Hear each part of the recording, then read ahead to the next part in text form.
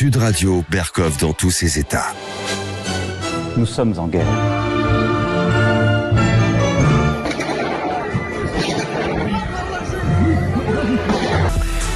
Nous sommes en guerre, hein.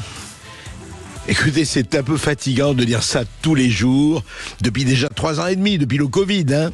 On avait dit, nous sommes en guerre, c'était à l'époque du Covid, et aujourd'hui, eh bien, un peu partout, les bruits de bottes, un peu partout, et puis, très, très, très fortement, très violemment, Moscou et la Russie a connu son Bataclan.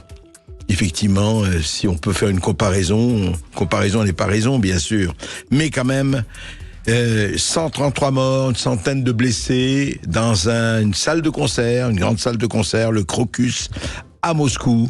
Revendications par-ci, auberge espagnole du fantasme par-là, ce sont les Russes, non les Ukrainiens, non c'est Daesh, puisque Daesh l'a proclamé. Qu'en est-il ? Eh bien, on va discuter avec 2 personnes qui connaissent très bien la situation, Alexandra Delval et Caroline Galacteros. On va en parler d'ici quelques minutes parce que, essayons déjà de comprendre, nous, on va pas faire justement des accusations ou des prophéties autoréalisatrices.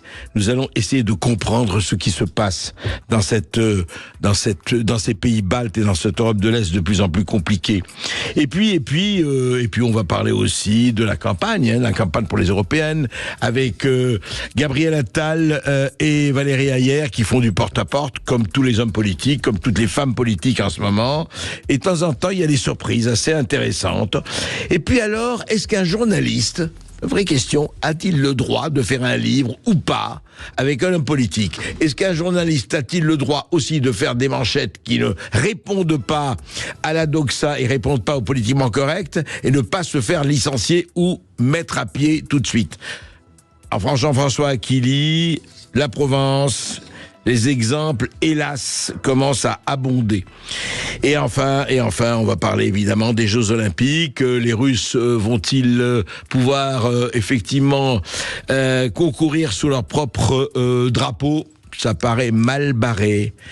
Et puis, enfin, Rémi Prudhomme sur la transition écologique.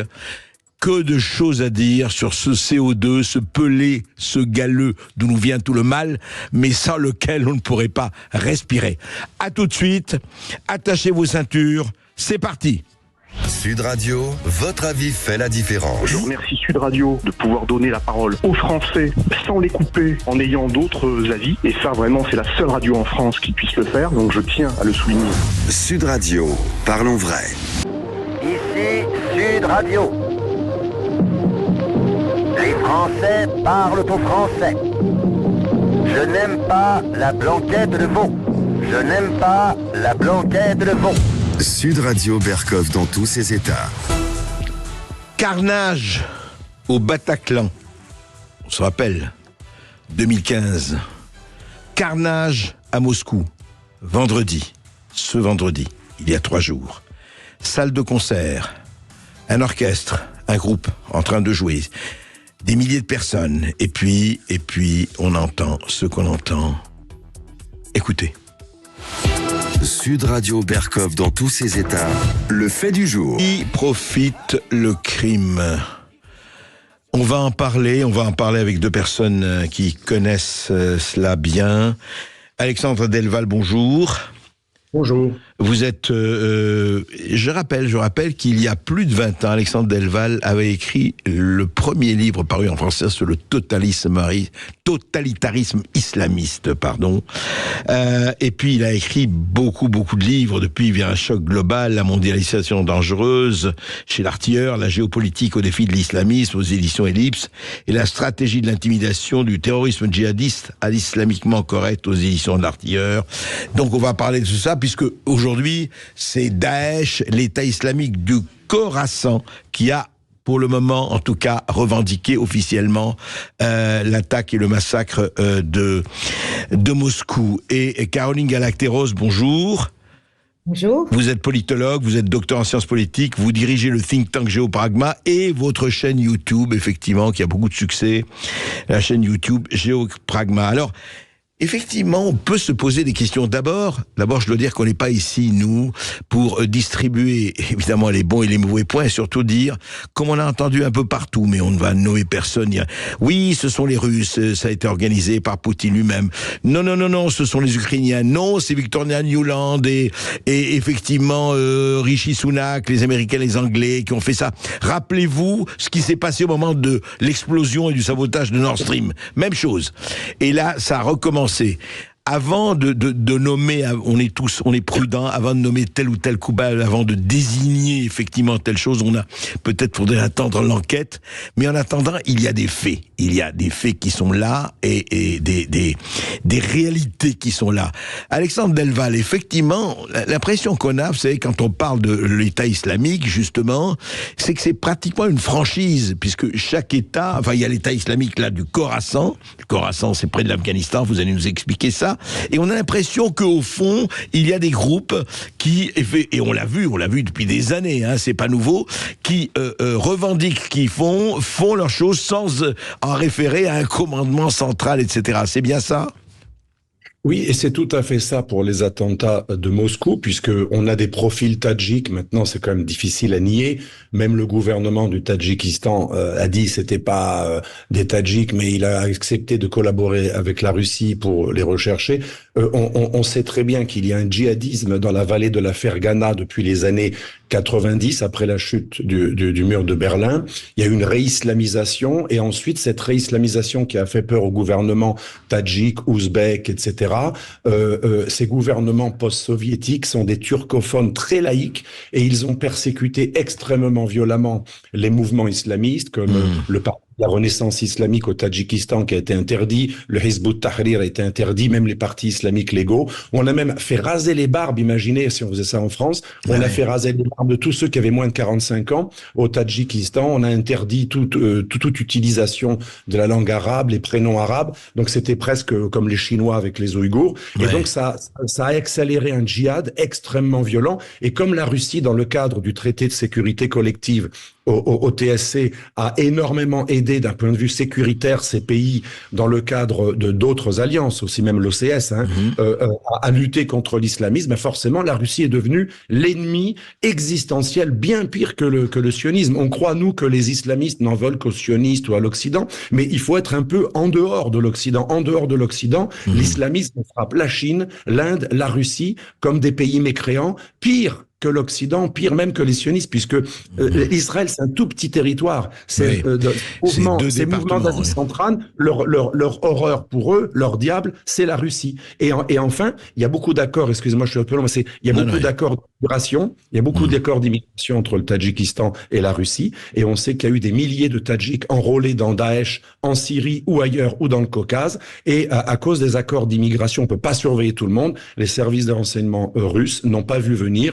Même en 2017, il y avait déjà des Ouzbeks et des Tadjiks dans l'attentat de Saint-Pétersbourg. Vous voyez, il n'y a rien de nouveau, c'est pas un coup monté de Poutine. La Russie est un des pays qui a eu le plus d'attaques islamistes depuis 40 ans. On n'en parle jamais dans la presse occidentale. Oui, c'est vrai. On a parlé beaucoup de Beslan à l'époque et de l'école. Voilà. Alors qu'il y en a tous les ans. Il y en a régulièrement. Régulièrement déjoués ou commis. Ouais. Caroline Galacteros, effectivement, quand on a vu en tout cas cette efflorescence-là, je parle du côté effectivement géopolitique global, tout le monde y est allé, mais dès la première minute, enfin tout le monde, peut-être pas tout le monde, en tout cas on s'est peut-être empêché, on est un certain nombre à s'être empêché de nommer, enfin voilà, de faire entrer l'accusé, mais tout le monde y est allé c'est eux, ce sont les Russes, ce sont les Américains, ce sont les Anglais, ce sont les Ukrainiens, bien sûr, etc. Surtout que Poutine a parlé, évidemment, de ce qu'il n'a pas nommé, lui. C'est intéressant, d'ailleurs, j'en reparlerai aussi avec Alexandre, mais Caroline, c'est intéressant dans son discours, il n'a pas nommé l'État islamique, lui, il n'a rien dit, il a simplement dit que les assaillants, enfin ceux qui ont fait le coup, avaient retourné vers l'Ukraine et avaient une entrée qui était préparée pour l'Ukraine. Donc, lui, effectivement, il donnait quand même déjà une certaine version, et puis d'autres en ont donné. Qu'en pensez-vous, pour vous, c'est quoi ? Alors, Alors oui, il y aurait beaucoup de choses à dire. Je pense qu'il faut être très prudent encore à ce stade. Tout à fait. Parce que l'enquête n'est pas finie. Effectivement, il y a toutes sortes d'exploitations médiatiques selon les intérêts des uns et des autres de ce qu'on a pu comprendre déjà à ce stade au bout de quelques jours. Je pense qu'il faut faire une différence entre les exécutants et les commanditaires.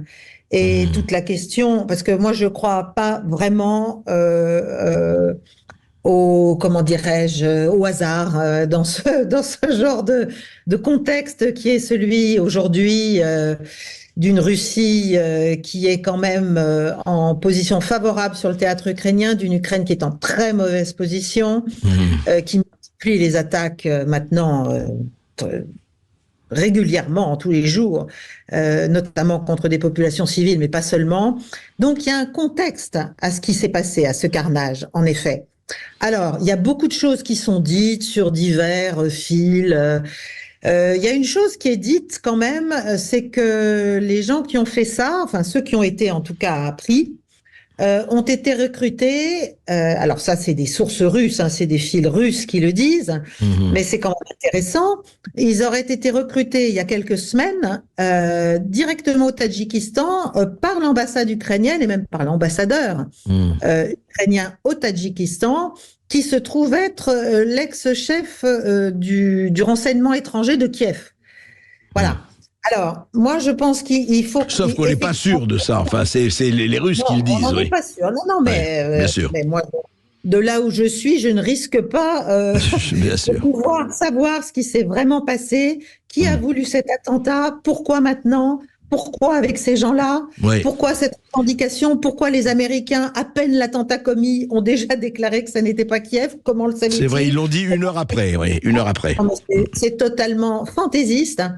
Notre président de la République, qui est arrivé en Guyane, vient de dire qu'il... Alors, effectivement, nous, on a relevé au niveau alerte attentat, ça me semble une très bonne chose.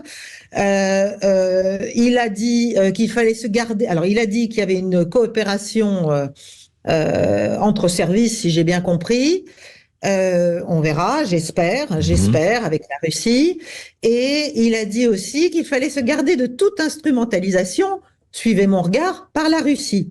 Je crains qu'il n'y ait d'autres scénarios. Il y a aussi le scénario qui n'est pas totalement fantaisiste, d'un false flag, si vous voulez, d'une attaque sous faux drapeau. Faux drapeau, oui. Que l'on voudrait mettre sur le dos, donc attaque soit des services occidentaux plus l'Ukraine via les Tadjiks, via Daesh, via ISIS, parce que ISIS, ça n'est pas, ils sont pas tombés du ciel, ISIS, hein, donc il y a aussi des collaborations, il y a aussi des liens que personne n'a jamais faire, mais qui existent. Il y a qu'à voir ce qui se passe en Syrie. Donc, il peut y avoir très bien une attaque sous faux drapeau pour provoquer la Russie, pour provoquer une montée des tensions, pour provoquer, et c'est d'ailleurs en train de se passer, il y a eu des attaques très dures là sur Kiev même, de missiles hypersoniques.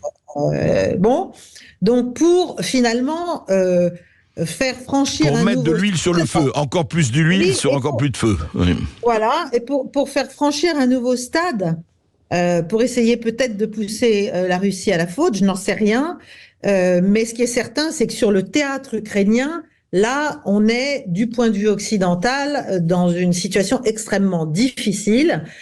Kiev est plus qu'en mauvaise posture, et donc c'est une manière aussi, alors soit de relancer la Russie à l'attaque et de pouvoir justifier la mise en œuvre par exemple des accords que nous venons de faire, notamment nous Français. Bref, si vous voulez, ça me semble extrêmement volatile comme situation, et je pense que il faut faire très attention à ce qu'on peut dire et à ne pas instrumentaliser, nous non plus, ce qui vient de se passer. Mais moi, je ne crois pas à une attaque comme ça qui arriverait dans ce contexte-là, out of the blue, de Daesh, même si c'est vrai, Daesh, ISIS, les uns les autres, attaquent la Russie. régulièrement, comme ils attaquent d'ailleurs le Hamas, comme ils ont attaqué le Hezbollah à une époque, comme ils ont attaqué d'autres. Et je ne parle pas du régime de Bachar el-Assad. Ces gens-là ont tous en commun quelque chose. Alors justement, voilà. on va continuer à en parler, et la question que je vais poser à Alexandre Delval et à vous-même, Caroline Extérieur, mais je vais poser à Alexandre. Est-ce que c'est le modus operandi de Daesh, ce qu'on a pu voir, on a vu des vidéos, etc. Oui. Est-ce que c'est, alors juste Alexandre, après cette petite pause, on a pour 2 minutes, Alexandre Delval, voilà, on va reparler des modus operandi, et on va parler effectivement de ce qui se passe géopolitiquement. Est-ce que l'OTAN, est-ce que ça relance un peu les bruits de bottes côté OTAN? On va en parler tout de suite. Après cette petite pause, et puis vous aurez la parole au 0826 300 300 pour poser vos questions et pour réagir. Restez bien avec nous sur Sud Radio. Sud Radio Berkov dans tous ses états. Appelez maintenant pour réagir 0826 300 300. Ici Sud Radio. Les Français parlent au français. Les carottes sont cuites. Les carottes sont cuites. Sud Radio Berkov dans tous ses états. Communiqué officiel de Daesh, enfin de ce Daesh-là, après l'attentat. Je le lis. Les combattants de l'État islamique ont attaqué un grand rassemblement de chrétiens dans la ville de Krasnogorsk, à la périphérie de Moscou, tuant et blessant des centaines de personnes et causant de grandes destructions avant de se retirer en toute sécurité. Alexandre Delval, est-ce que c'est le modus operandi habituel de Daesh, s'il y a un modus operandi habituel, surtout quand ils disent d'abord des centaines de chrétiens en général, mais si mes souvenirs sont bons, ils ne sont pas si anciens, ils parlent de koufars, de mécréants, de villes perdues, rappelons-nous le Bataclan, et puis ils disent avant de se retirer en toute sécurité. Alors apparemment, on a vu tous les vidéos, ça n'a pas été le cas. Qu'est-ce que vous en pensez ? En fait, moi, j'ai vu pas mal de vidéos, assez horribles d'ailleurs. Oui. Égorgement, etc. Oui. Pas vraiment d'où ça vient, mais ça avait l'air assez plausible. Et ce que l'on voit, c'est tout à fait le mode d'action, soit de Tchétchènes qui avaient rejoint Al-Qaïda dans les années 2000, quand Poutine est arrivé au pouvoir, soit également de Daesh plus récemment, notamment au Bataclan ou ailleurs. Donc c'est un modus operandi assez typique avec, vous voyez les types qui finissent, les gens qu'ils ont tués, ils les finissent au couteau à la gorge. Parce que c'est très important, c'est horrible de dire ça, mais c'est très important pour un djihadiste de dégorger la personne. C'est une mort rituelle qui permet aux djihadistes d'arriver plus facilement au paradis. Et donc, c'est extrêmement important d'examiner le modus operandi. C'est quand même assez Daesh. Deuxièmement, je voudrais préciser que je ne crois pas au faux drapeau américain pour une raison très simple.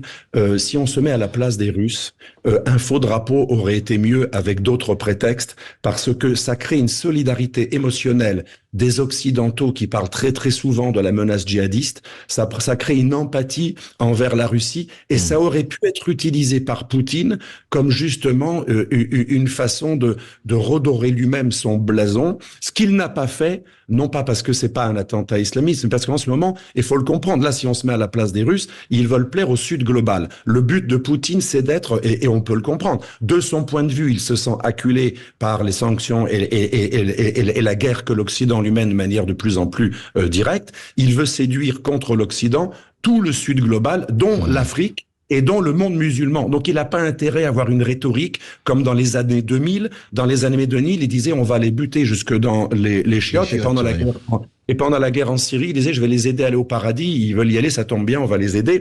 Là, c'est plus la même rhétorique, puisqu'aujourd'hui, il est très proche des pays musulmans. La Russie est membre de l'organisation de la conférence islamique, et la Russie se rapproche de tous les pays musulmans, beaucoup plus que jamais depuis 2022. Donc la rhétorique consiste à dire c'est la CIA, c'est le MI6, et ça revient à mon premier livre que vous avez cité en 1997. J'avais été le premier à parler des liens entre islamisme et États-Unis. Ça ne veut pas pas dire que c'est toujours ça. L'islamisme existe avant que les États-Unis l'aient créé, ou l'aient aidé, ou l'aient appuyé. En l'occurrence, je ne vois pas du tout pourquoi on aurait fait ce genre de faux drapeaux. S'il y avait des faux drapeaux pour exciter les Russes contre les Ukrainiens, dans la logique de la Rand Corporation, vous savez, qui disait qu'il fallait les mettre dans un bourbier, ça aurait été plus intelligent d'utiliser des Russes anti-Poutine et des commandos locaux qui auraient fait un attentat sous faux drapeau ukrainien d'extrême droite, qui aurait motivé Poutine alors qu'en fait on le connaît mal, il n'est pas du tout impulsif contrairement à ce que l'on croit. Je dis pas ça pour faire son portrait positif, mais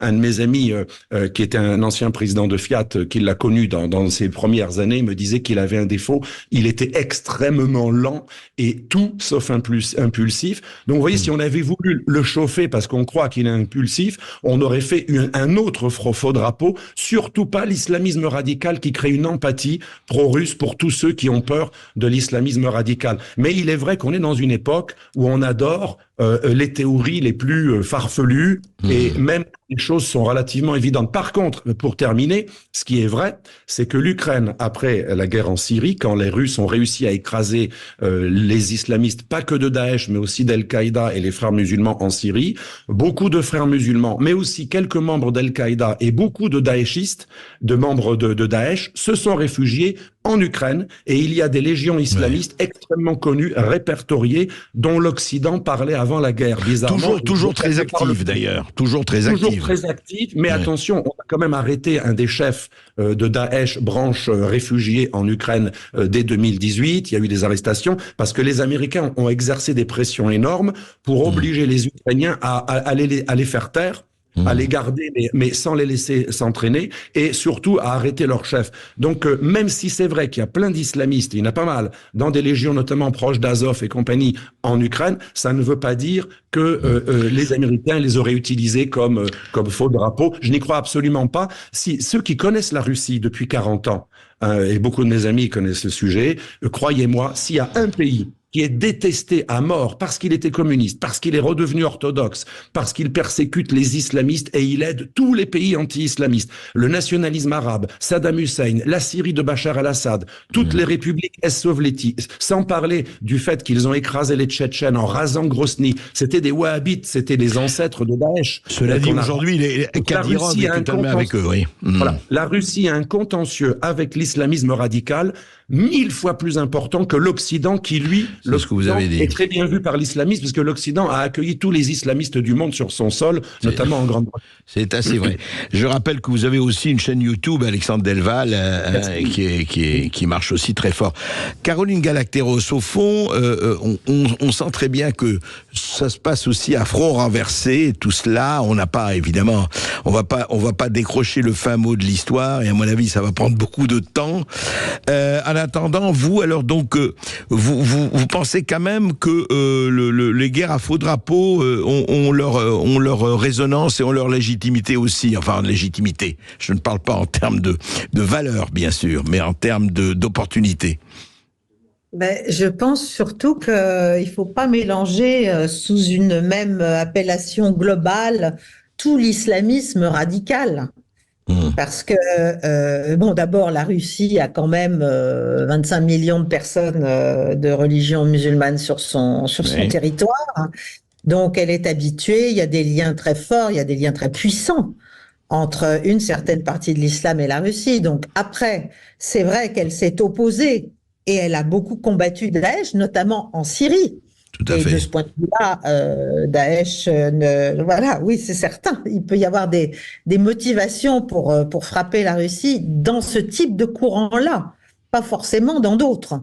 Donc, je pense on parle que de cela. Hein. On parle que de cela. Ce qu'ils appellent les wahhabites, ce que les Russes appellent les wahhabites, ils mettent dans les wahhabites les frères musulmans, Daesh, les Tchétchènes de Khattar à l'époque. Ils mettent tous les salafistes et les fréristes dans la même appellation wahhabite. Moi je sais pas. Moi je parlais pas de l'islam tatar modéré, je parlais de l'islamisme politique, frériste, sunnite ou djihadiste salafiste. Il est totalement combattu partout dans tout l'ex-Union soviétique par les Russes et ses alliés, mais de manière impitoyable. Oui, mais il y a aussi, par exemple chez les Tchétchènes, on le voit bien là sur l'Ukraine en tout cas, il y a deux branches. J'allais dire, il y a Kadyrov et ses armées qui se battent pour la Russie en Ukraine. Oui, et très puis, fortement d'ailleurs. Et il y a toute une frange qui, elle, se bat contre la Russie avec l'Ukraine. Donc, c'est assez... Kadyrov est soufi. Ce qu'on ne sait pas, c'est que Kadyrov est soufi. Il est le fils d'un chef de la Naqshbandiya, la grande confrérie soufie Naqshbandiya, qui a toujours détesté le salafisme et le wahhabisme. Il y a une haine énorme entre cet islam caucasien traditionnel et le salafisme. Oui, et c'est pour ça que les salafistes voient la Russie comme l'horreur, parce qu'ils ont aidé les plus grands tueurs de salafistes. Kadyrov est faussement présenté comme un islamiste en Occident. C'est un chef d'une confrérie anti-salafiste. Oui, mais je pense qu'il y a aussi d'autres dimensions par rapport, par exemple, en Syrie, quand tu dis, Alexandre, quand tu dis, Alexandre, les vieux amis, voilà, quand tu dis ils ont combattu aux côtés d'Assad, oui, mais c'est sous un autre angle aussi, c'est-à-dire c'est politique.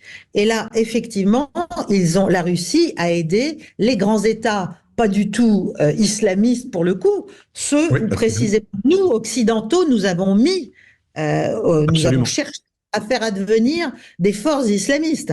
Donc quand on est venu au secours de Bachar el-Assad en 2015, c'était contre Daesh. Mais c'est ce que j'ai dit, non mais c'est ce que j'ai dit. C'est ce que j'ai dit, on a aidé tous les pays qui ont massacré Daesh.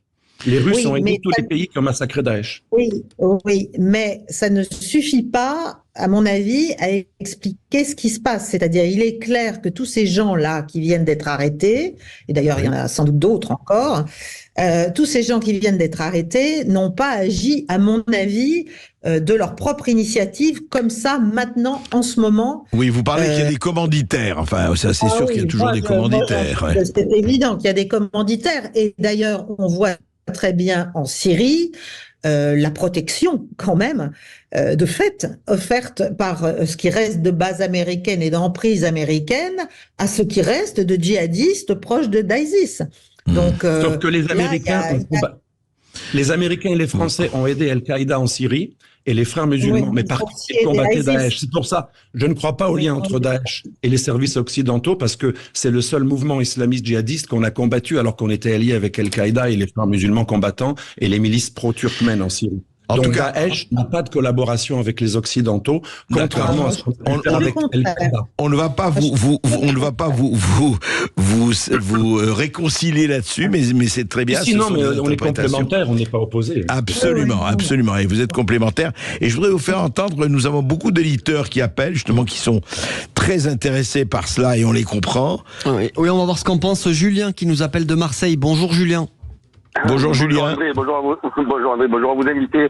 Pour répondre à M. Delval, peut-être que l'Occident, que vous dites américain, tout ça n'a pas de lien avec Daesh, mais l'Ukraine, oui. Il y a des combattants de Daesh qui sont en Ukraine, donc ça, vous pouvez pas. L'Ukraine, oui, je l'ai écrit, absolument, on est d'accord. Ben oui, c'est pour ça que vous dites, faux drapeau américain, peut-être pas, mais ukrainien, peut-être pas certainement, mais ça sera à voir. Avec tout ce qu'on a entendu sur Nord Stream. On ne peut pas l'exclure, mais c'est pas certain non plus. On peut pas l'exclure. Non. Oui, mais justement, le problème, c'est que le discours des antennes fait qu'on l'exclut tout de suite. C'est-à-dire que vous écoutez LCI, BFM, c'est exclu tout de suite. Après, maintenant, quand on va par rapport à l'affaire Nord Stream, on se rend compte, un an après, quand on revoit les compilations de gens qui étaient sur les plateaux, c'était la Russie, machin, il faut toujours attendre. Là, ils ont Nord Stream, ça n'a rien à voir, parce que Nord Stream, ça n'a rien à voir, parce que Daesh est un mouvement qui n'a jamais été en second. Non, mais c'est pas ça que je vous dis. C'est pas ça que je vous dis. Je vous parle de narratif. Daesh n'a jamais été faux drapeau pour obéir à un mécréant. Jamais. Mais c'est pas grave, ça peut très bien être Daesh qui fait le coup avec la complicité des Ukrainiens. Ça, vous en savez rien. Vous n'en savez rien. Personne n'en sait rien. Vous non plus. Non, mais bien sûr. Je ne veux pas l'exclure. Moi, je dis l'exclusion. Je pense qu'il y a eu des services de sécurité russes qui étaient défaillants parce qu'ils sont occupés à autre chose. Et il y a peut-être eu des complicités anti-Poutine, anti-Kremlin qui ont peut-être laissé faire des choses. Ça ne veut pas dire qu'ils ont créé. On est d'accord. C'est pas moi qui le dis. Ça marche. Vous savez, ça marche jamais comme ça, les covert action. On utilise quelque chose qui existe. Éventuellement, on peut le laisser faire, mais on le crée pas de toutes pièces ou on lui donne pas des ordres. C'est beaucoup plus complexe que les théories simplistes. En tout cas, écoutez, mais tout le monde a des hypothèses. Le problème est d'examiner les choses et d'essayer d'être effectivement. On a le droit d'avoir des hypothèses. hypothèses, mais on a le devoir surtout de regarder les faits. Et encore une fois, on est au milieu du gué, c'est le moins que l'on puisse dire aujourd'hui. On remercie Julien. On a Samy qui nous appelle depuis la Seine-et-Marne. Bonjour Samy. Oui Samy, on vous écoute. Bonjour à l'équipe, bonjour à tout le monde. Moi, je me permets en fait de vous appeler parce que j'entends j'écoute les infos en France et aussi sur le câble, donc notamment dans le monde du Moyen-Orient suite à cet attentat. Et en France, on veut nous vendre en fait un attentat qui a été perpétré par Daesh, alors que dans le monde arabe, si je peux me permettre, pas du tout, c'est pas Daesh, c'est l'enquête est en cours. Tout simplement. Et j'aimerais juste savoir pourquoi puisqu'en France, en fait, on n'attend pas que les enquêtes soient finalisées pour pouvoir nous vendre, si c'était Daesh, d'accord, mais bon, enfin... Parce que Daesh a revendiqué aussi, Samy. Mais on ne sait pas on sait pas si ça a été revendiqué par Daesh, on ne sait rien. C'est pas qui revendiquer, ça veut tout. Monsieur, dans le monde arabe, de toute façon, c'est jamais l'islamisme qui est coupable, c'est toujours des étrangers et la CIA ou le Mossad. Dans les pays musulmans, même en Turquie, quand j'ai été en Turquie, ils avaient assassiné le chef de la communauté arménienne, Hrandik, c'était un fou. Après, ils ont assassiné des évêques, c'était les islamistes. Non, c'était des fous. Dans les pays musulmans, c'est jamais un islamiste qui tue quelqu'un, c'est toujours un fou, parce qu'ils ont un tabou pour ne jamais arriver sur la violence islamique. Là, je vous arrête parce qu'au Maroc, on combat l'islamisme, on sait que ça existe. Il n'y a pas de souci, mais de là à mettre Daesh dans le coup, non, moi je suis pas d'accord, je suis désolé, faut pas... Daesh, c'est l'hypothèse la plus probable, même si c'est pas la seule, c'est la plus probable. En tout cas, Caroline, oui, juste, on a quelqu'un d'autre. Oui, merci Samy, on a Fabrice rapidement qui nous appelle depuis Creil. Bonjour Fabrice. Bonjour, bonjour madame, bonjour messieurs. Donc je pense que avant de parler de l'attentat, il faut peut-être faire le tour du propriétaire. Par exemple, le 8 mars 2023, le chef du renseignement ukrainien, Boudanov, confirmait que l'Ukraine menait des attentats contre les Russes partout dans le monde. D'ailleurs, il y a eu Douglina et le blogueur Tartarsky qui s'est fait assassiner, et puis il n'y a pas eu beaucoup de médiatisation. Je reviens sur ce que disait madame sur l'ambassade ukrainienne au Tadjikistan. Et effectivement, le nom d'Edokimov a été cité, sachant que l'ambassade d'Ukraine au Tadjikistan recrutait des DKR, c'est-à-dire des volontaires russes. Ce qu'il faut savoir aussi, c'est qu'au Tadjikistan, c'est 10 millions d'habitants, il y a 20% de cette population qui est en Russie. Donc, recruter, aller chercher des Tadjiks au Tadjikistan alors qu'il y en avait déjà en Russie, ça donne peut-être une piste. Après, Zelensky a effectivement, comme disait monsieur, accueilli des terroristes de l'EI qui ont combattu ou combattent toujours pour lui. Et il faut revenir aussi au général Millet. Il avait lui déclaré dans le Washington Post qu'aucun Russe ne devait s'endormir sans se demander s'il allait se faire égorger au milieu de la nuit. Donc ça, c'est un peu la problématique d'ensemble et la question du terrorisme et de l'Ukraine. Et je pense que ça apporte un certain nombre de réponses, notamment sur, entre guillemets, l'amateurisme de cet attentat. Là, je suis en contradiction avec monsieur. Quand les gens sur une vidéo, on voit qu'ils re-rentrent dans le bâtiment, ils tirent une rafale un peu au hasard pour se filmer, que l'autre effectivement met quelques coups de couteau à un cadavre. Ces gens-là... Alors vous n'avez pas vu les bonnes vidéos. Vous n'avez pas vu les bonnes vidéos. Ils tirent coup par coup la plupart du temps. Oui. Monsieur, il y a quand même eu 137 morts. Ils visent très bien. Coup par coup. Très peu de rafales.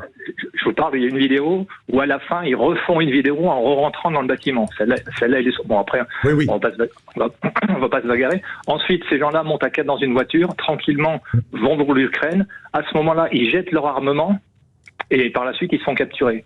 Donc, c'est pas forcément des fondamentalistes. Il y a beaucoup de choses qui ne vont pas. Bon, ça amène certainement beaucoup de questions. Et une partie de ces questions, c'est l'environnement ukrainien et notamment ces fameux attentats, aussi bien civils que militaires. Voilà ce que j'avais à dire. Ce sont des hypothèses, effectivement. En aucun cas, on ne peut les affirmer. Ce qui est intéressant, tout ça, dans le modus operandi, c'est pas que vous oubliez que Daesh, quand elle a voulu frapper, elle a frappé. Et elle a frappé un peu partout, hein, ce n'est pas nouveau. En Russie, effectivement, et ailleurs. Caroline Galacteros, au fond, on est dans quelque chose ici qui est d'ailleurs assez terrible. C'est d'un côté, c'est dramatique. D'un autre côté, effectivement, toutes les implications, toutes les dimensions, à tous les étages sont là. On va, j'espère, moi, si vous voulez, le pire, c'est est-ce qu'on connaîtra la vérité parce qu'il y a eu beaucoup de choses inexpliquées. Est-ce qu'on connaîtra un jour la vérité? Vous allez me dire, qui vivra verra. C'est ça. Non, ceux qui la connaissent, ce sont évidemment ceux qui ont fomenté ce qui s'est passé, et sans doute la Russie va avoir assez vite une bonne idée. Mais nous, je n'en sais rien. Non, nous, je pense qu'on est pas directement informés, tout simplement. Je repense à ce qu'a dit votre auditeur sur le général Milley. C'est vrai que c'était à la fin de l'année dernière, je crois. Il avait dit, ou à l'automne dernier, il avait dit effectivement que les Russes devaient ne pas dormir tranquilles, et surtout qu'il fallait... Il y a d'autres pays qui ne dorment pas tranquilles aussi. Hein. Oui, absolument. Ouais. Mais il avait dit, il va falloir porter la guerre sur le front intérieur. Ça, il l'a dit. Milley, général Milley. Oui, dans la même déclaration. Et il avait dit, et Victoria Nuland, quand elle est venue faire un petit tour à Kiev, là, après sa démission, je crois, il y a quelques semaines, a dit qu'on préparait de bonnes petites surprises à Vladimir Poutine. Donc, si vous voulez, c'est toujours la même chose. C'est un faisceau. Ça peut être très compliqué, les attaques de ce type-là. D'abord, il y a tout un tas d'écrans qui sont mis pour qu'on ne puisse pas effectivement les attribuer à leur véritable commanditaire. Ensuite, on peut aussi faire diverger les médias mainstream et les grandes, tous ceux qui ont déjà tout compris, n'est-ce pas, de ce qui s'est passé, vers un scénario, alors qu'en fait, c'est quelque chose de totalement différent et de très lointain qui se passe. Qui s'est passé véritablement. Donc, je pense vraiment qu'il faut rester extrêmement prudent, mais il ne faut pas oublier le contexte général du conflit en Ukraine. Et le contexte général du conflit en Ukraine, c'est que c'est très, très mal parti pour l'Ukraine au stade actuel, dans les mois actuels, là, et que l'Occident est obligé quand même, enfin, les soutiens de l'Ukraine, et je parle là aussi, malheureusement, de la France, au-delà de l'aide économique ou de l'aide humanitaire, etc., on est partis tous quand même dans une forme de montée en tension et on nourrit justement de manière assez inquiétante. Alors justement, je voudrais terminer avec Alexandre Delval. Juste, on a une petite pause et je voudrais demander à Alexandre Delval, justement, est-ce qu'on va aujourd'hui vers, sans être, encore une fois, on va pas l'affirmer, vers une espèce de, je ne dirais pas de troisième guerre mondiale, on va pas commencer à faire l'apocalypse, mais quand même, on sent qu'il y a quelque chose qui monte, il y a une tension qui monte. Et alors, pour revenir, on va pas désigner encore une fois les gens. Et pour revenir, est-ce qu'aujourd'hui la situation en Ukraine est grave? Et est-ce qu'elle est désespérée? Est-ce que ça peut conduire à quelque chose où l'OTAN et autres peuvent vraiment entrer en scène? Elles sont déjà entrées en scène. Est-ce que ça peut, en tout cas, comment faire pour vraiment, parce que c'est ça qui me frappe, encore une fois, et beaucoup de gens, comment faire pour rabaisser un peu cette tension qui devient effectivement extrêmement préoccupante. À tout de suite, on finit là-dessus. Sud Radio Berkov dans tous ses états, midi 14h. André Berkov. Ici Sud Radio. Les Français parlent au français. Je n'aime pas la blanquette de veau. Je n'aime pas la blanquette de veau. Sud Radio Berkov dans tous ses états.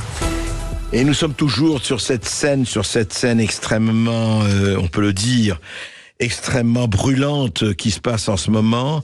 Alexandre Delval, au fond, quittons les hypothèses et regardons ce qui se passe alors sur la scène Russie-Ukraine.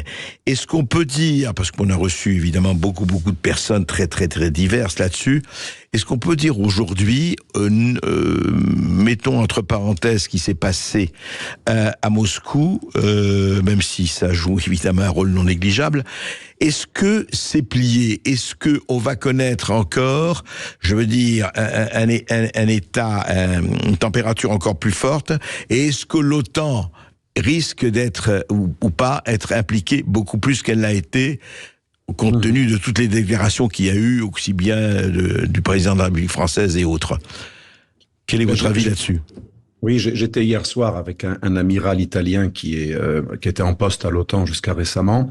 Il revenait d'une réunion de l'OTAN et il me disait que il y a vraiment un climat de pré-guerre tout à fait évident, et j'étais étonné de son affirmation assez vraiment catégorique. Ah oui, carrément, ouais. Et il était extrêmement inquiet. Il me disait même, on est à 2 doigts de quelque chose d'extrêmement grave. Alors la raison, elle est double. La mer Baltique et la mer Noire. Il faut savoir que déjà, depuis 2 siècles, les Anglais ont toujours tout fait pour empêcher les Russes d'avoir trop d'importance dans la mer Noire. Ils ont même entraîné les Français dans la guerre de Crimée, on se rappelle. Donc il y a quelque chose de lourd, de long terme. Et Odessa est extrêmement importante, bien sûr, aussi pour l'Occident en général et aussi les Américains. Or, si les Russes peuvent aller jusqu'à Odessa, ils semblent aller beaucoup mieux. Ils peuvent être tentés d'aller jusqu'à Odessa. S'ils prennent Odessa, cet amiral me disait, c'est mécanique, l'Occident ne laissera pas faire. Il y a beaucoup d'intérêts civils et militaires. Par exemple, le civil, 43% du blé ukrainien, des terres arabes ont été bradés sur une loi qui a été exigée par les Américains, par Monsieur Brzezinski. Donc l'Ukraine, c'est devenu un réservoir de blé pour les compagnies américaines, notamment les filiales de BlackRock. Il y a aussi Westinghouse, la société de nucléaire civil américaine, qui est très impliquée en Ukraine. Odessa, c'est pour le blé, c'est pour aussi d'autres céréales, d'autres produits. Donc il y a tellement d'intérêts civils et militaires. La vieille idée de contrôler les mers chaudes et d'empêcher les Russes de contrôler les mers chaudes, mais aussi les intérêts économiques céréaliers font que si les Russes continuent leur avancée et ils ont envie d'aller jusqu'à Odessa, il y aura un choc autant en Russie. Et je pense que Macron a été chargé, lui qui est une grande gueule et qui a beaucoup d'ego et qui voulait être le plus courageux pour faire oublier que la France moins que l'Allemagne. On l'a envoyé un peu parler, il y avait de la politique interne, mais on nous prépare à quelque chose. C'est ce que me disait cet amiral italien. Bien qu'étant atlantiste, cet amiral regrettait ce va-t-en-guérisme, mais il nous disait que ça nous prépare à quelque chose. Voilà, donc je suis extrêmement inquiet, et c'est pour ça que j'ai nommé mon livre, le dernier, là, vers un choc global.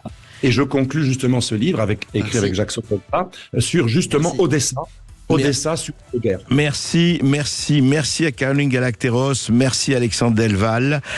Écoutez, j'espère que on arrivera quand même à un moment donné à qu'il y ait des gens un peu doués de raison qui abaissera les tensions. On verra si c'est maintenant ou il faut attendre des élections américaines. On ne sait pas. En tout cas, merci à vous deux et merci aux auditeurs de Sud Radio. On se retrouve après les infos de 13h. Ne bougez pas sur Sud Radio. Sud Radio. Sud Radio. Parlons vrai. Parlons vrai. Sud Radio. Parlons vrai. Sud Radio Berkov dans tous ses états. Les perles du jour. Non.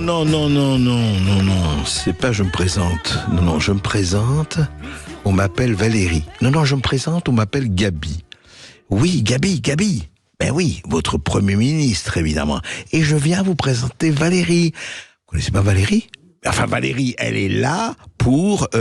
elle est tête de liste, oui, de la grande équipe Renaissance pour les élections européennes. Donc voilà, Gabriel Attal a fait du porte-à-porte samedi à Issy-les-Moulineaux, comme font tous les hommes politiques, pour présenter Valérie Ayer. Et c'était assez amusant parce que voilà, ils se sont retrouvés là-bas et ils ont tapé à la porte, effectivement, à la sonnette de quelqu'un, et cette personne a ouvert. Alors, je n'ai pas la vidéo, mais cette personne, je vous assure, c'est le professeur Fouras. Vous savez, de Fort Boyard, le professeur Fouras, il lui ressemble comme 2 gouttes d'eau. Et ben voilà, Gabriel Attal, qui connaît un exercice du porte-à-porte, qui ne connaît pas, quand on est politique, l'exercice du porte-à-porte. Écoutez, ça valait son petit pesant de cacahuètes. Bonjour. Bonjour, chérie, on a un problème.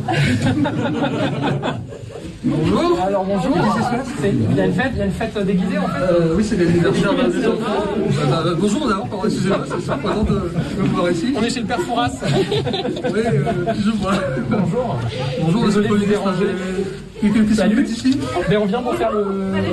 Enchanté. Bonjour, enchanté. Bonjour. C'est notre candidate pour les élections européennes, Valérie Yélier. Ah oui, d'accord. Et on vient faire du porte-à-porte. Alors c'est peut-être pas le bon moment si vous faites la fête d'anniversaire, mais... Non, les enfants, venez. Salut. Bonjour. On a un invité surprise, enfin des invités surprises. C'est Gabriel Attal, c'est notre premier ministre. Bonjour. C'est exceptionnel de le voir, je pense. Voilà un peu de douceur familiale dans ce monde de brut, hein. Ça nous change de Russie, Ukraine, Daesh et compagnie. Voilà. Gabriel Attal et Valérie Hayer sont allés. Ils ont été reçus d'ailleurs très gentiment. C'était un anniversaire. Voilà. J'espère qu'on vous dérange pas, mais pas du tout. Venez, buvez un verre, etc. Et Valérie a dit, vous êtes bien au courant de la date des élections, hein. Il faut. Et n'oubliez pas, il faut aller voter, il faut aller. Mais oui, c'est bien, vous voyez, voilà. On est dans cette époque, ça va être jusqu'en juin, comme vous le savez. Ils vont tous faire du porte-à-porte. Voilà.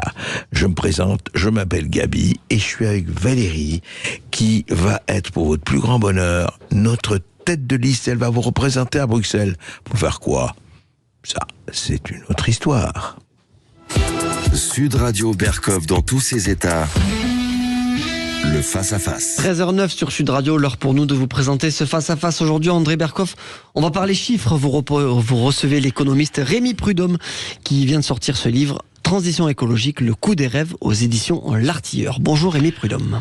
Alors Rémi Prudhomme, on est toujours content de vous recevoir parce que vous, au moins, quand vous écrivez des livres, ce n'est pas sur le sexe des anges et la respiration des gallinacés. Non. Là, vous venez de faire Transition écologique, le coût des rêves. Et c'est intéressant parce que vous commencez par, alors les rêves, évidemment, les rêves verts, hein, les combats verts, les coups verts, bien sûr, les grands rêves, les grandes utopies de la tentation écologiste et écologique qu'on connaît déjà depuis longtemps. Mais là, vous faites un travail, encore une fois, d'orfèvre, en regardant combien ça coûte tout ça. Et d'abord, parlons du CO2. Moi, ça m'a frappé, vous commencez par cela, mais on dit, il faut réduire absolument ce taux de CO2, même la France, hein, qui n'est pas la plus grande pollueuse du monde, c'est le moins que l'on puisse dire. Et le CO2 devient ce pelé, ce galeux d'où vient tout le mal. Comment vous expliquez ça? Parce que ça correspond justement à un rêve. Les Français, et pas seulement les Français, puisque le problème est très largement européen, n'ont plus grand-chose de dur à se mettre sous la dent. Il n'y a plus de christianisme, plus de communisme. Il faut bien inventer quelque chose qui puisse faire rêver, qui puisse mobiliser.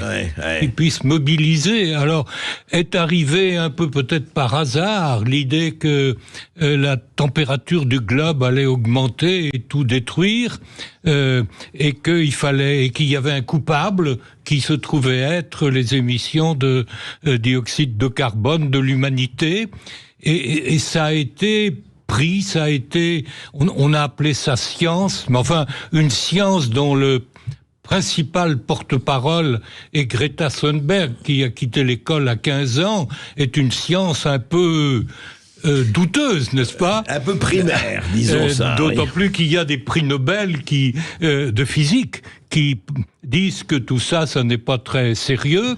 Toujours est-il que ça est, et que c'est devenu dans beaucoup de pays un impératif kantien. Il faut à tout prix, même pas à tout prix, ça se discute pas le prix, il faut réduire les rejets de CO2.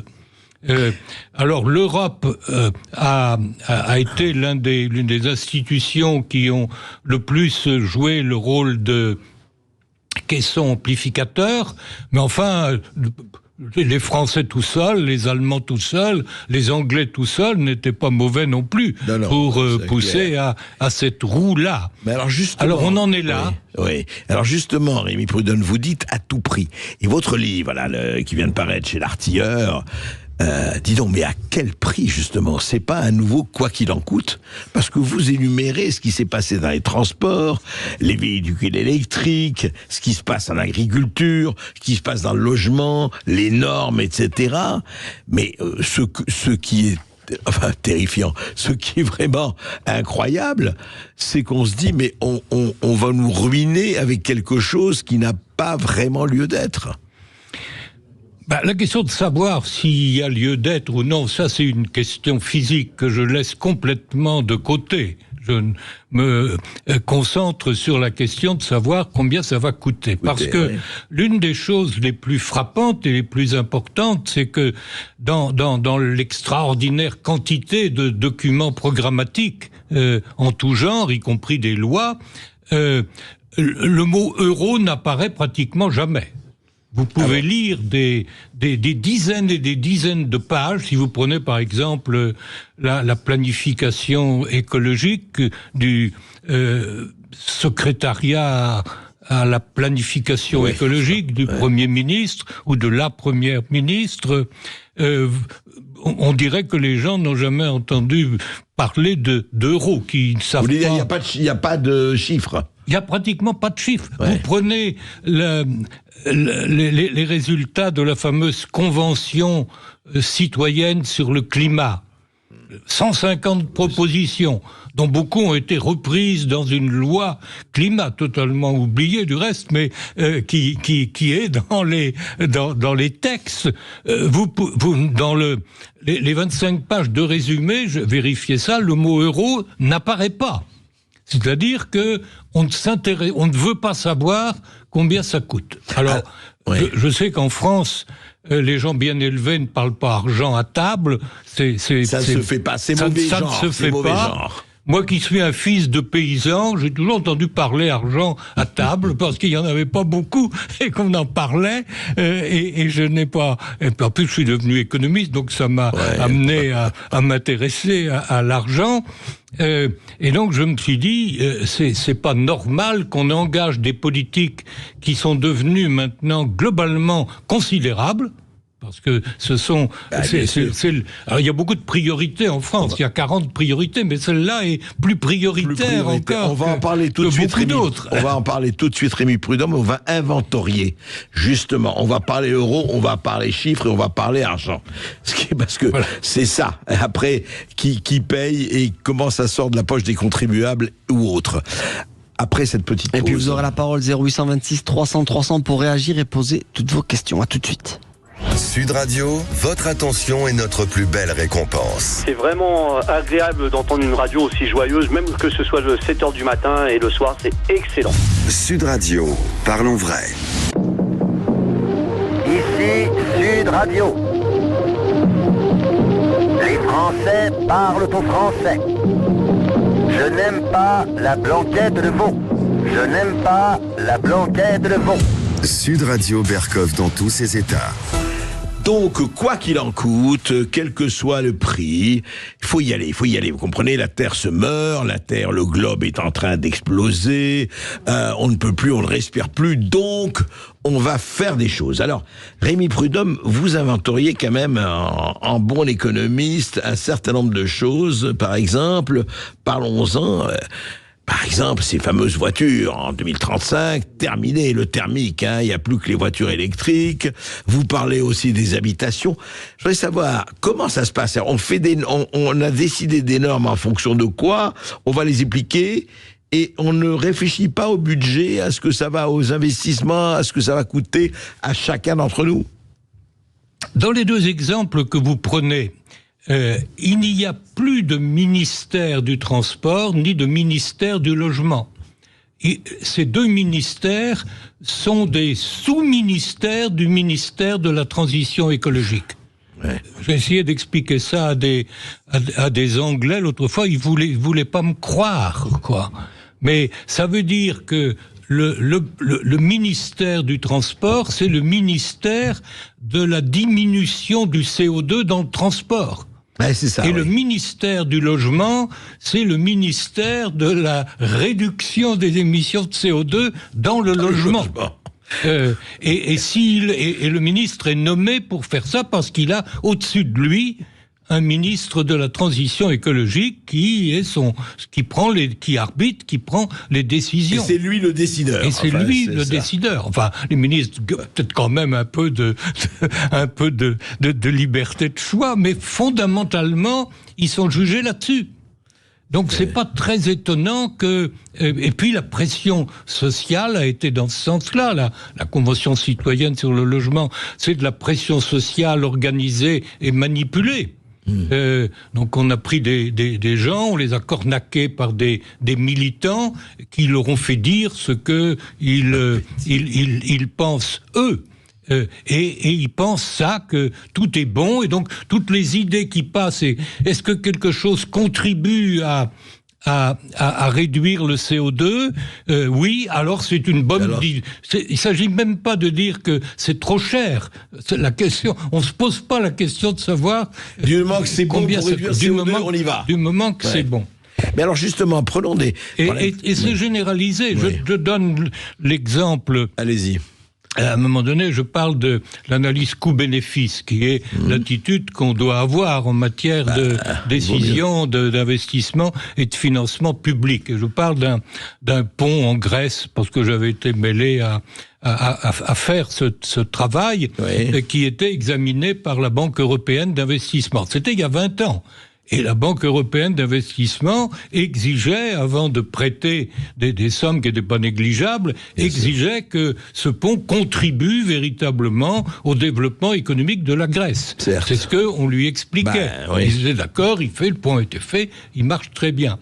Et je me disais, aujourd'hui, quelqu'un présenterait ce projet à la Banque européenne d'investissement qui se veut à l'avant-garde de la lutte contre le CO2, il y aurait quelqu'un qui dirait « mais un pont, plus de voitures, plus de CO2, à la poubelle ».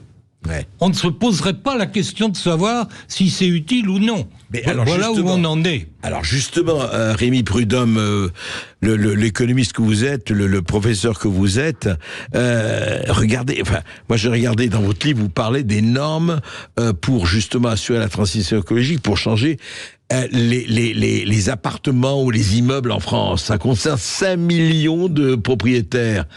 Et quand on voit ça, mais on est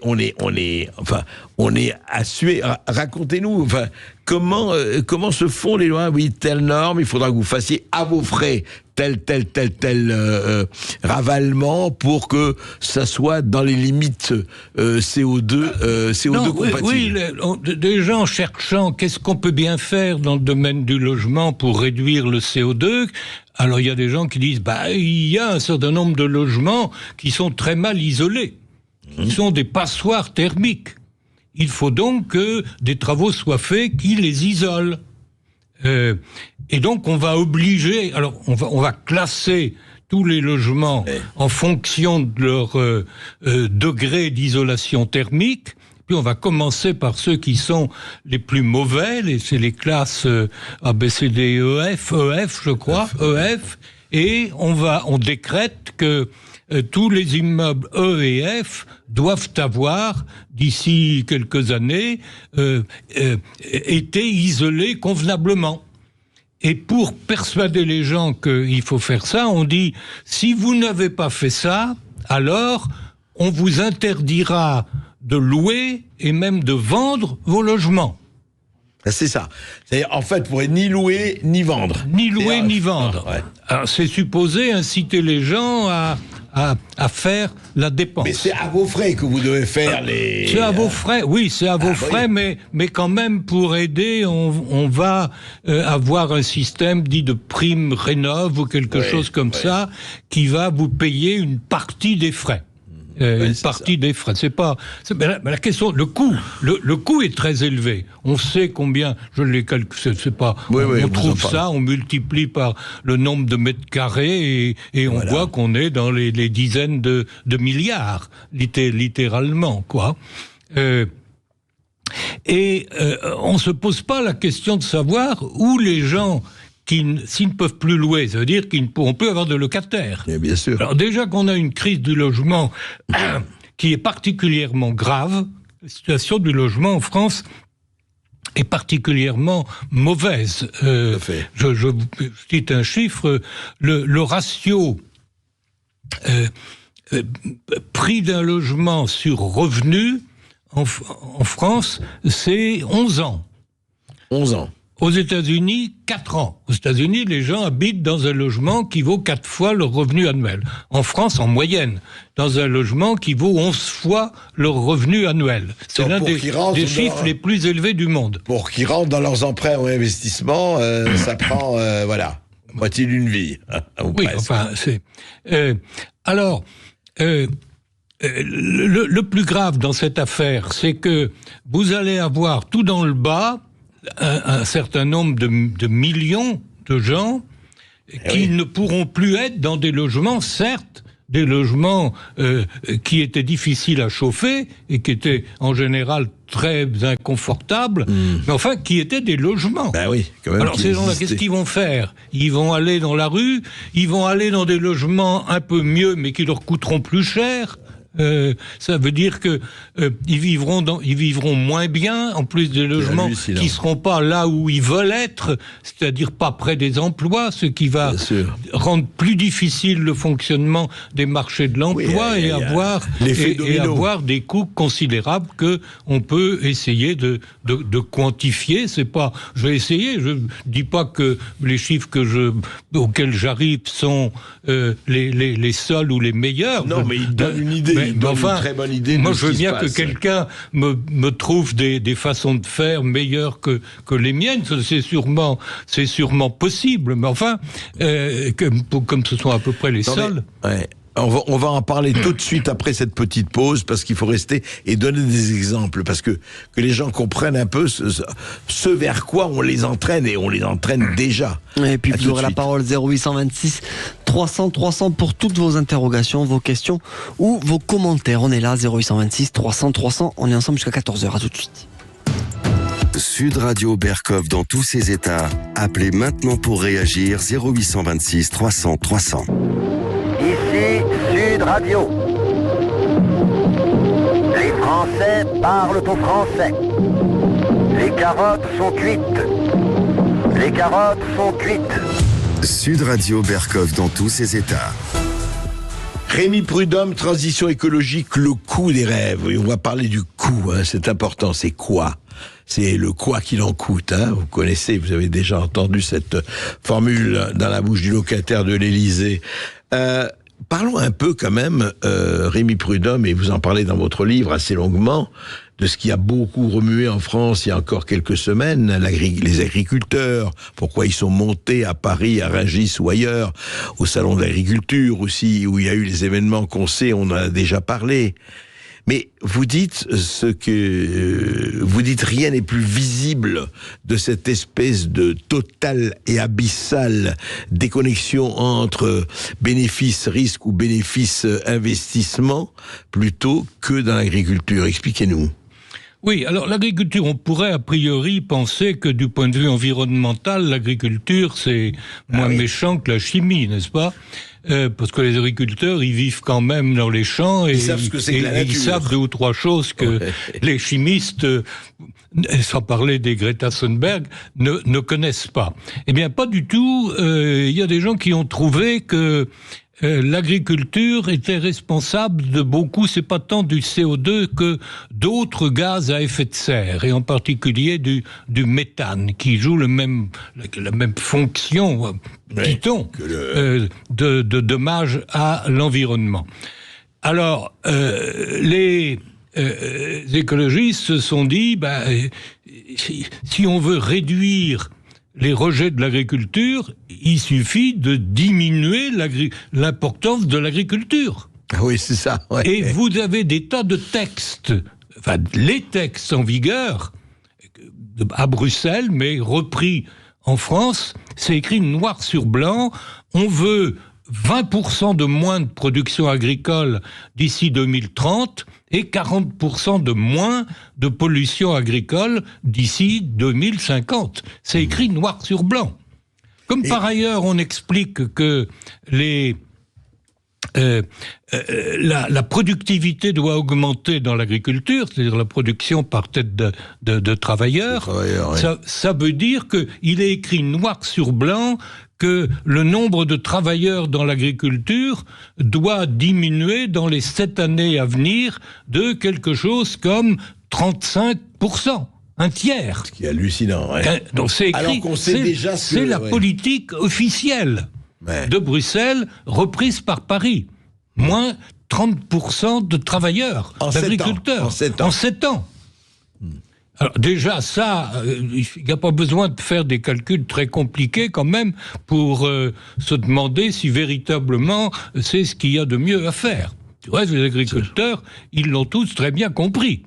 Et ils sont prêts à l'expliquer.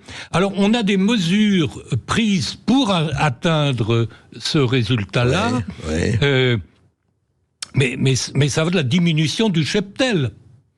20% de vaches en moins, mort aux vaches, plus de 20% de vaches en moins, c'est ce qui est prévu. Écrit. C'est écrit, c'est pas des... Parce que les vaches émettent des flatulences... Du méthane, justement. Du méthane, justement. Voilà. Alors, la meilleure façon de lutter contre les rejets de méthane, c'est de lutter c'est de supprimer les vaches. C'est effectivement une façon assez radicale d'obtenir ce résultat.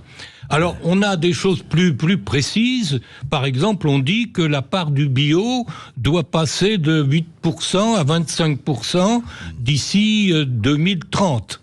Malheureusement, il se trouve que ça coûte 30% plus cher à produire. Parce que c'est fâcheux, mais et on n'est même pas sûr que la qualité soit tellement meilleure. Mais enfin, et qui va acheter 30% alors on ne sait pas qui va...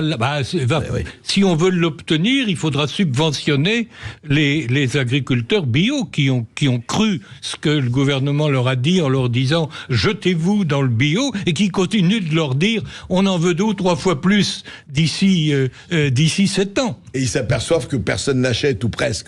Alors maintenant, ça pose un problème. Et puis on leur dit aussi les intrants, c'est-à-dire les pesticides, les engrais, tout ça, des diminutions considérables de moins 30%, moins 30-40% dans les 7 années à venir. Enfin, moins d'engrais, c'est moins de production. Les agriculteurs savent ça, eux, très très bien. Et moins de pesticides, c'est pareil, quoi. Donc, le résultat est que ce qui est prévu, qui ne se fera peut-être pas d'ailleurs, parce que sur beaucoup de points quand même, le gouvernement finit par se rendre compte, en particulier quand il y a des gens dans la rue, comme c'est le cas pour les agriculteurs, qu'il faut peut-être mettre la pédale douce et demander à la permission à Bruxelles d'aller un peu moins loin, un peu moins vite, et dans beaucoup d'autres pays dans lesquels on a la même attitude. Il n'y a pas que les agriculteurs français qui ont réagi. Absolument. Comme vous le savez, dans toute l'Europe, voilà. Les mêmes causes produisent les mêmes effets. C'est assez classique. Donc on a là c'est un exemple, en effet. L'agriculture, c'est pas considérable comme en argent, on va leur ajouter ces 50 milliards. Enfin, c'est pas le diminuer de 20%, ça fait quand même pas mal de milliards. En plus, la France non, mais même symboliquement, et c'est pareil, la France était un pays agricole. Évidemment. Et là, on a l'impression, il faut plus, c'est-à-dire supprimer l'agriculture, supprimer l'industrie, voilà. Et c'est même mauvais pour l'environnement parce que des activités comme le bétail qui paie dans les champs, qui tond l'herbe, c'est très bon pour l'environnement, pour les prairies. Je crois que nous avons effectivement un auditeur, Rémi Prudhomme. Nous avons Alain qui nous appelle depuis Lyon. Bonjour Alain. Bonjour Alain. Bonjour. Bonjour, on vous écoute Alain. Je dois avouer que je comprends pas très bien l'émission. Vous invitez un climato-réaliste, pas de problème, ils ont le droit de parler comme tout le monde, il n'y a aucun problème là-dessus. Simplement, on est sous une période El Niño maintenant depuis bientôt 2 ans. Il n'y a aucun moyen que les médias leur relaient l'information. Les températures sont 4, 5, 6 degrés au-dessus des normales, par l'effet El Niño plus l'effet du dérèglement climatique. Et là, on a quelqu'un qui est en train de nous dire froidement « Tout va bien, Madame la Marquise, je comprends plus rien ». Alors écoutez, on va avoir des Jeux Olympiques qui vont se dérouler sous une canicule, Les athlètes, je sais pas comment ils vont faire pour concourir, personne n'en parle. Il n'y a pas moyen qu'un politique aborde simplement le sujet, et là, tranquillement, comme si il se passait rien. Les Saoudiens, on peut pas les accuser des gauchistes ou je ne sais quoi. On compris le truc. Ils sont en train d'investir des milliards, simplement pour que les gens comprennent qu'il y a un dérèglement climatique, et que le dérèglement climatique, il vient entre autres du CO2. Il faut arrêter de dire CO2. Le CO2 est pris comme un terme générique. Il inclut le méthane, il inclut tout un tas de gaz dedans. Et il faut que les gens acceptent les lobbying des productions énergétiques carbonées ont le droit de faire leur boulot, mais s'il y a une différence entre faire son travail et mettre la société en péril, parce que là, si on continue comme ça... alors, vous dites dérèglement climatique, vous dites qu'on va mourir d'étouffement, on va avoir 3-4 degrés en plus, etc., etc., c'est ça. Enfin, je ne dis pas demain matin, il y aura n'inquiétez pas, il y a plein d'humains qui survivront. Par contre, vous prenez simplement, par exemple, le mont Canigou dans les Pyrénées, il n'y a plus d'eau. Le mont Canigou, une montagne qui est couverte de neige tous les hivers, il n'y a plus de rivière, il n'y a plus de torrent, il n'y a plus rien. Barcelone, ville de 5 ou 6 millions d'habitants, ils ont plus d'eau. Là, c'est direct, ça c'est pas, il n'y a pas de complotisme là-dedans, il n'y a pas un calcul de gauchiste, de je ne sais quoi, d'éco-terroriste, c'est la réalité du terrain. C'est dénoncé depuis des années et c'est en train d'arriver à la vitesse du cheval au galop. Et les gens continuent à dire mais non, tout va bien. Ben non, tout va plus bien. Alors attendez, très bien. Sûr, tout le monde ne sera pas mort demain matin. Faut pas me faire dire ce que j'ai pas dit. Oui, non mais Alain, très bien. Non, justement, Rémi Prudhomme, effectivement, il y a beaucoup de gens qui se préoccupent de cela. C'est pas le sujet de mon livre, mais je suis tout prêt à en parler.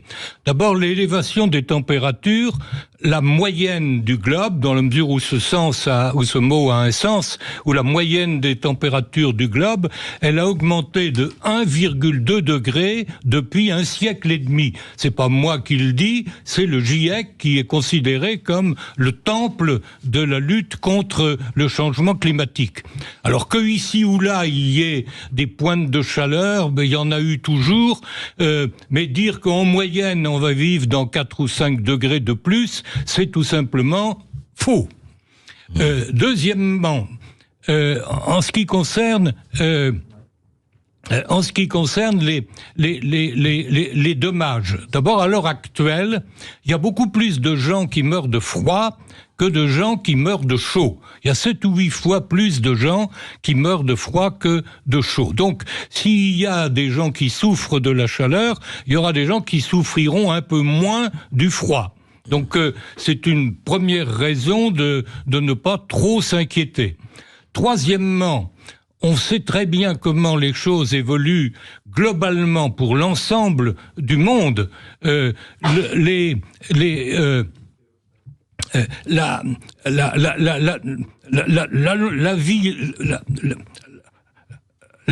L'espérance de vie augmente d'une façon constante partout, en dépit de tout ce qu'on nous raconte.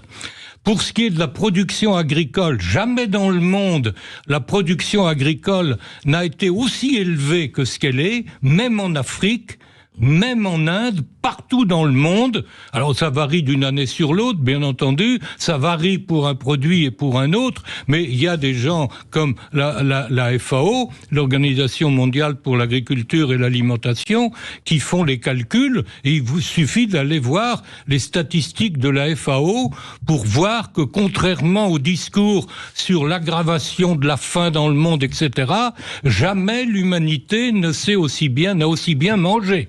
Alors qu'il y ait encore du travail à faire dans un certain nombre d'endroits, personne ne dit le contraire. Mais en gros, les famines d'origine naturelle, d'origine agricole, ont disparu complètement au cours des 25 ou 30 dernières années. Ne reste plus que des famines d'origine politique, d'origine guerrière, d'origine de conflit.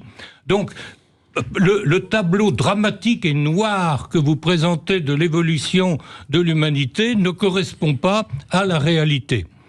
Alors, bon, c'est pourquoi je sépare la question de ce que l'on peut obtenir en réduisant de moitié le cheptel français de ce qui se passe dans le globe. Ce sont deux choses distinctes. Moi, je trouve que on parle beaucoup de tout ça et d'une façon erronée, que personne ne parle du coût, et j'ai cherché à estimer ce coût parce que c'est intéressant de mettre sur la table tout ce que ça va nous coûter en France, chez nous, indépendamment de ce qui va se passer dans le reste du monde. Voilà ce que je peux répondre brièvement. Très bien. On va Alain, rester avec nous. On va en reparler juste après cette petite pause. Restez avec nous. Oui, après on aura Sylvie également qui nous appelle au 0826 300 300. Restez bien avec nous sur Sud Radio. Nous sommes ensemble jusqu'à 14h. À tout de suite.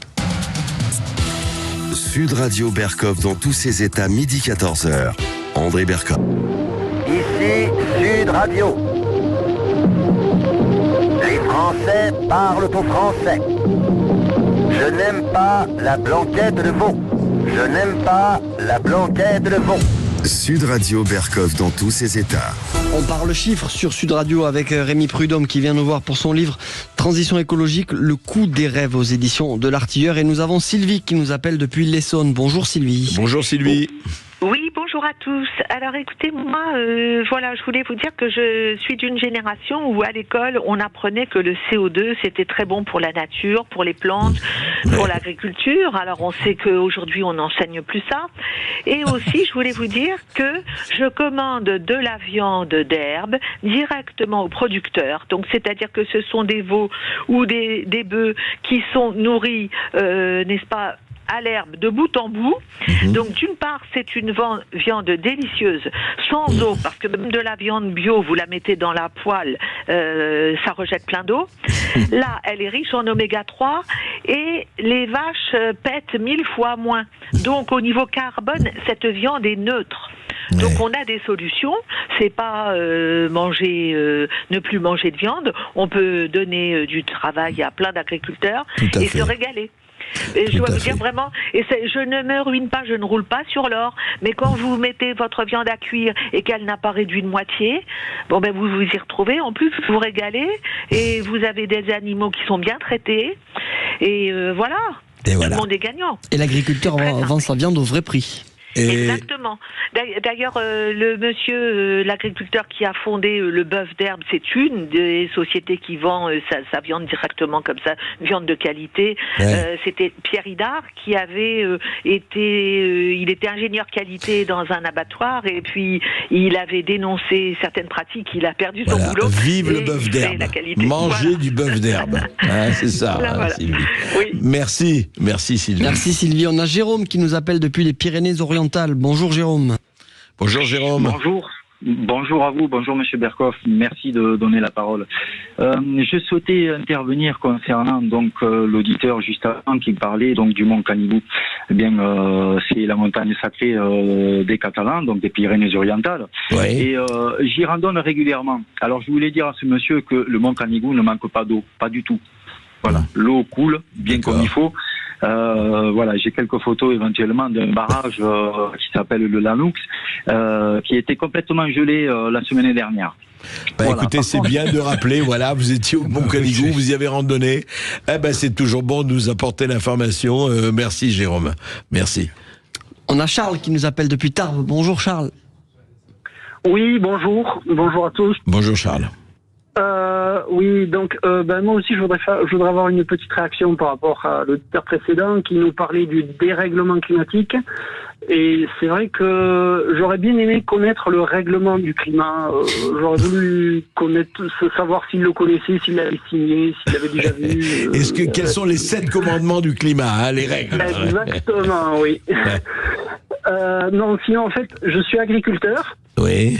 Et j'aurais voulu avoir une autre réaction, c'est par rapport à la productivité du bio. On nous parle, mais non, vous inquiétez pas, ça va être 30% de moins, 30% en volume. C'est absolument faux. C'est absolument faux parce que le bio ne peut fonctionner qu'avec des rotations, notamment avec des productions qui sont totalement productives et qui ne seront pas consommées par les humains. Donc on peut produire des céréales en bio, mais une fois tous les 3 ans. On peut produire autre chose en bio, mais on peut presque plus produire de viande en fait. Donc le souci, c'est que en fait, on est en train de nous expliquer que la viande c'est très mauvais, il ne faut plus en manger. Pourquoi ? Parce que il faut répondre à l'objectif politique d'orienter tout le monde vers le bio. Et à partir du moment où 100% de l'agriculture française, ou même 50%, seront passés en bio, on ne pourra plus produire de viande. On ne pourra plus produire de protéines. Et donc voilà l'histoire. C'est en fait comme le dit votre invité. C'est un tout, c'est une politique globale. On va réduire la production électrique, on sacrifie l'industrie, donc on sacrifie les hauts salaires, donc on sacrifie la production énergétique, on sacrifie l'agriculture, et à la fin on réduit le nombre d'humains. Le seul CO2 que l'on va réduire, c'est nous. C'est pas autre chose. Et on m'enlèvera pas de l'idée que l'écologie politique n'a jamais eu d'autre objectif que de réduire la population humaine. Ah ouais. Ah oui, vous y allez, c'est bien, vous y allez fort, hein, en tout cas Franco. Rémi Prudhomme, qu'est-ce que vous en pensez ? Je suis d'accord avec les différentes interventions. Mais quand par exemple Charles dit que l'écologie, qui se demande si l'écologie politique ne vise pas en fait à réduire la population, in fine. C'est pas son objectif, mais les moyens qu'elle met en œuvre pour réduire les gaz à effet de serre vont avoir pour effet de réduire d'abord la qualité de la vie, au moins par rapport à ce qui se passerait autrement, et aussi de réduire le nombre d'humains, ce qui, certains d'ailleurs, n'hésitent pas à le dire d'une façon explicite. Et à le Il y a beaucoup d'écologistes qui disent il ne faut pas avoir d'enfants. On a Denis qui nous appelle depuis la Dordogne. Bonjour Denis. Oui, bonjour Denis. Moi, je voulais intervenir dans le même sens parce que donc tout le monde veut diminuer le nombre de vaches, mais le nombre de vaches va s'auto-diminuer parce qu'aujourd'hui, les paysans n'arrivent plus à en vivre.